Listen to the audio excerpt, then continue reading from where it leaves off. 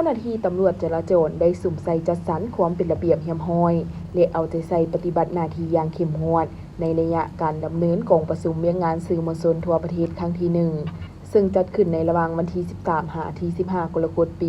2026ที่หอประชุมแห่งชาตินครหลวงเวียงจันทน์ร้อยเอกแสงทองราชบุตรรองหัวหน้าแผนกจัดระเบียบป้องกันและเปิดทางกลุ่มตำรวจจราจรกลุ่มใหญ่ตำรวจกระทรวงป้องกันความสงบ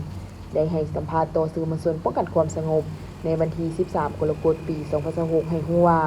เพื่อรับประกันให้แก่กองประชุมดังกล่าวมีความปลอดภัยและดำเนินไปอย่างมีความเป็นระเบียบเรียบร้อยทางกลุ่มตำรวจจราจรจึงได้นำเอากำลังเจ้าหน้าที่ลงปฏิบัติหน้าที่อย่างเต็มส่วนเริ่มแต่วันที่12ถึง15กรกฎาคมปี2026โดยเน้นใส่เวียงงานการจัดสรรความเป็นระเบียบเรียบร้อยจัดสรรบอนจนลดให้แก่การนำเวียงงานป้องกันและเวียงงานเปิดทางเพื่ออำนวยความสะดวกให้แก่ขบวนรถของการนำภาครัฐ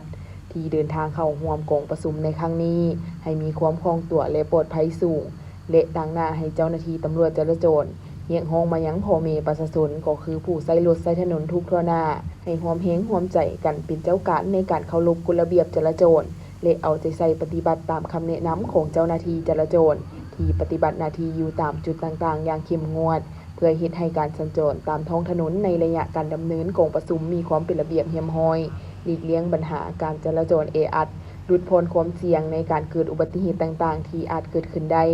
โอกาสนี้ร้อยเอกแสงทองราชบุตรยังได้แสดงความเชื่อมั่นและอวยไซให้ผลอันประเสริฐมายังกองประชุมเวียงงานสื่อมวลชนทั่วประเทศครั้งที่1ให้สามารถดำเนินไปตามระดับคาดหมายและประสบผลสำเร็จอย่างจบงามเฮ็ดให้เวียงงานสื่อมวลชนได้รับการพัฒนาและเติบใหญ่ขยายตัวขึ้นไปเรื่อยๆทั้งนี้ก็เพื่อเป็นการประกอบส่วนอันสำคัญเข้าในภารกิจปกปักรักษาและพัฒนาประเทศชาติให้มีความสงบปลอดภัยและสิวิไลไปพร้อมๆกันสวัสดีข้าพเจ้าร้อยเอกแสงทองราชบุตรจากห้องแผนกจัดระเบียบป้องกันและเปิดทางจากกรมตำรวจจราจรและมื้อนี้พวกเขาได้มาป้องกัน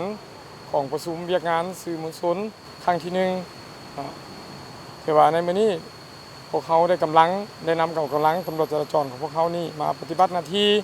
1เฮ็ดเวียกงานจัดระเบียบหรือว่างานการจอดรถให้การนำอันที่2ล่ะเกี่ยวกับเวียกงานป้องกันและเปิดทางถือว่าช่วงระยะนี้เพื่ออำนวยความสะดวกให้แก่การนำภาครัฐซึ่งการดำเนินของประชุมครั้งนี้นับแต่วันที่12หาวันที่